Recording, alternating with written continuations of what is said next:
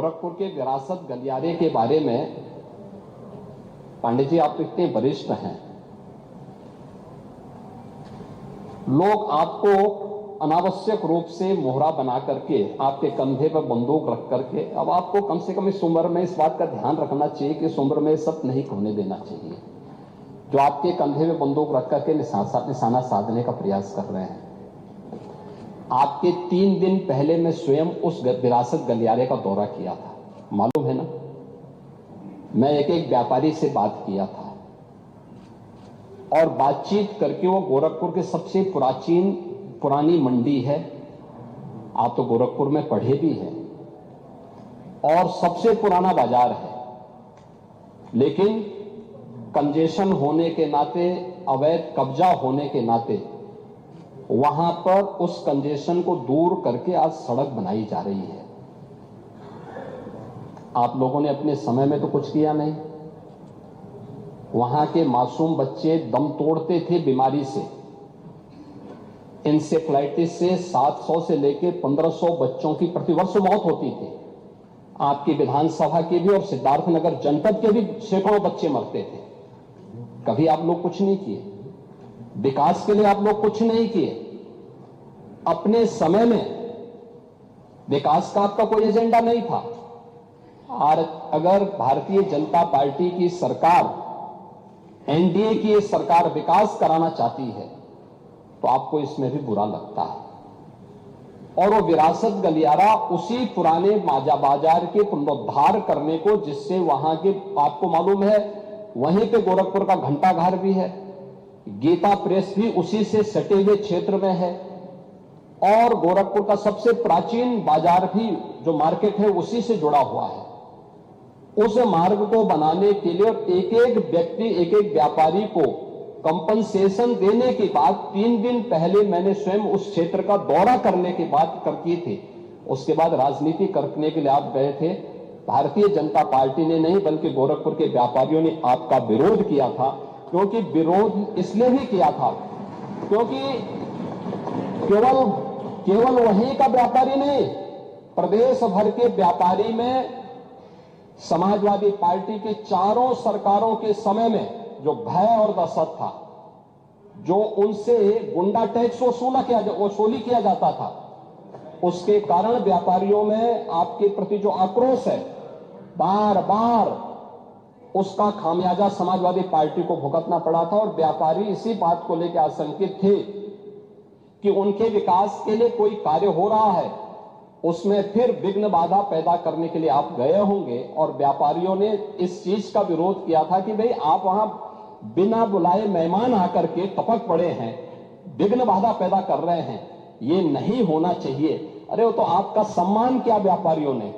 अगर कोई और होता तो बहुत कायदे से उनको सही ढंग से जवाब भी देते, ये मैं विश्वास के साथ कह सकता हूं। क्योंकि समाजवादी पार्टी से उम्मीद की ही नहीं जा सकती है कि वे सुरक्षा की बात करेंगे और अच्छा विकास का कार्य कर सकेंगे।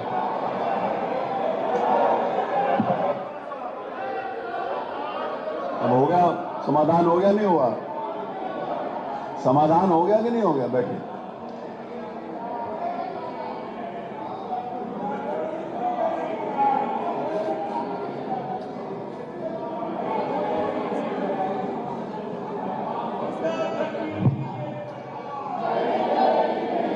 चलिए, प्रश्नकाल होने दीजिए। चलिए, अपने स्थान के ऊपर बैठिए। माननीय अध्यक्ष जी, प्रश्नकाल होने दीजिए। बहुत सारे इंपॉर्टेंट इशू हैं जो आप उठाना चाहते हैं आज।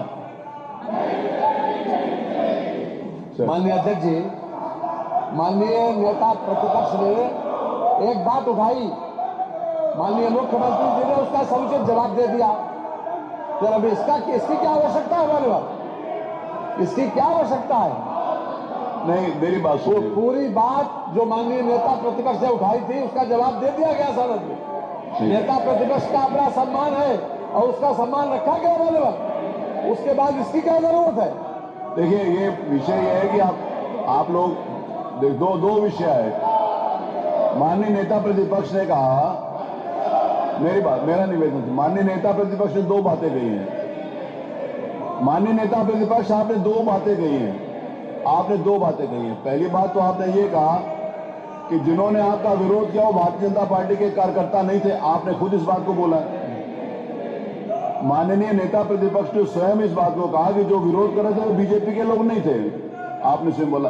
तो इसका मतलब जो मुख्यमंत्री जी ने कहा कि वो व्यापारी थे जिनके उसमें गए तो उन्होंने विरोध किया। दूसरी बात आपने ये कि आपके जाने का मन नहीं था, आपको ऊपर से कहा गया था जाने के लिए, ये भी आपने कही। तो दोनों विषय जब आपसे संबंधित नहीं है तो मेरा आपसे निवेदन है कि आप चलो अब आगे महत्वपूर्ण विषय है। अगर आप समझते हो कि आगे महत्वपूर्ण विषय लिए जाए तो आगे बढ़ाएं। अगर आपका मन है कि नहीं चर्चा करनी तो आपका मन है।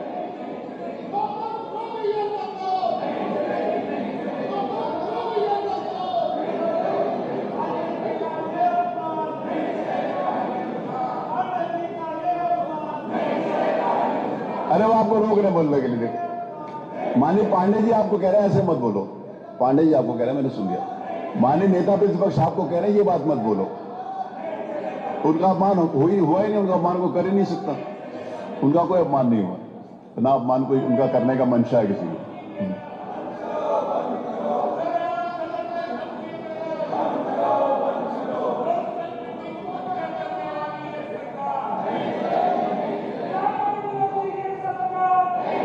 चलो हो गया बात हुई। आपका आ गया विषय, आगे चलिए। अब आगे प्रश्नकाल लें, प्रश्नकाल चलें। चलिए फिर अगर आप नहीं चलना चाहते तो फिर मैं प्रश्न संख्या बुला रहा हूं। नत्थी खां प्रश्न संख्या 1। डॉक्टर रागिनी आपने कुछ पूछना है? डॉक्टर रागिनी तो पूछिए फिर अपनी जगह के ऊपर जाके, अपनी जगह पर पूछिए अगर आपने कुछ पूछना है। नहीं पूछना, नहीं पूछना। डॉक्टर रागिनी पूछना है कि नहीं पूछना? नहीं पूछना। आपका नाम है पंकज पटेल, आपने पंकज पटेल पूछना है? आपने पूछना है तो आप चलो। अरे चलो ना, मेरे को आकर बोल कर गए हो कि मैंने पूछना है तो चलो पूछो। पंकज पटेल जी पूछो। डॉक्टर आर के वर्मा, डॉक्टर आर के वर्मा ने कहा था कि वो भी इस विषय के ऊपर प्रश्न पूछना चाहते हैं, तो मैंने उनको कहा था कि मैं आपको भी अवसर दूंगा। तो डॉक्टर आर के वर्मा, डॉक्टर आर के वर्मा, डॉक्टर आर के वर्मा आपने पूछना तो पूछो। आपने कहा था कि आप पूछना चाहते हो।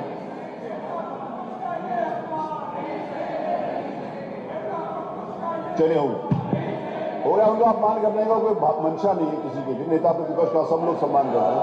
आइए चलिए, आइए प्लीज, आइए प्लीज, आइए कमाल भाई, चलो चलिए प्लीज। माननीय नेता प्रतिपक्ष बहुत सारे, अगर यही एक विषय है, अगर यही एक विषय आज की तारीख में प्रदेश में, तो इसी को लेकर खत्म कर देते हैं। अगर दूसरे विषय हैं तो उनको ले जाने दीजिए।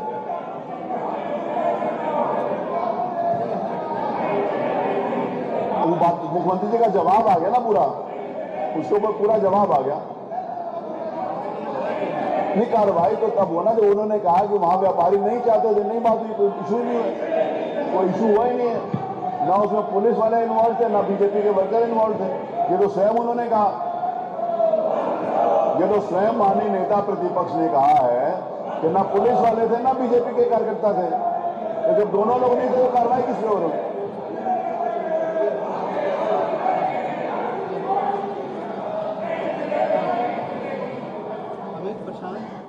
अखिलेश यादव लगातार योगी सरकार को तमाम मुद्दों पर घेरते रहे हैं और इस बार जब मानसून सत्र शुरू हो रहा है तो विधानसभा में भी घेरने की पूरी तैयारी है। अपने विधायकों के साथ कल तमाम मुद्दों पर रणनीति तैयार की गई, जिसमें अपराध यानी कानून व्यवस्था का मुद्दा है, जिसमें स्कूल विलय का मुद्दा है, जिसमें बाढ़ से जो लोग परेशान है उसका मुद्दा है।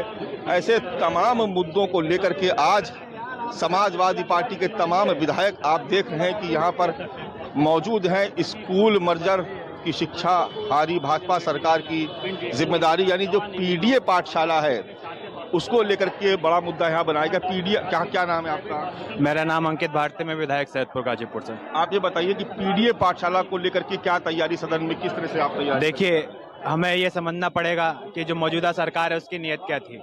जहाँ पे बच्चों के लिए पाठशालाएं खोलनी चाहिए थी, वहाँ पे इस सरकार ने नौजवानों को गुमराह करने के लिए लगातार मधुशाला खोलने का काम किया। बाबा साहब ने कहा था शिक्षा व सैनिक का दूध है, जो पिएगा वो दहाड़ेगा, यानी जो शिक्षा ग्रहण करेगा वो सवाल उठाएगा।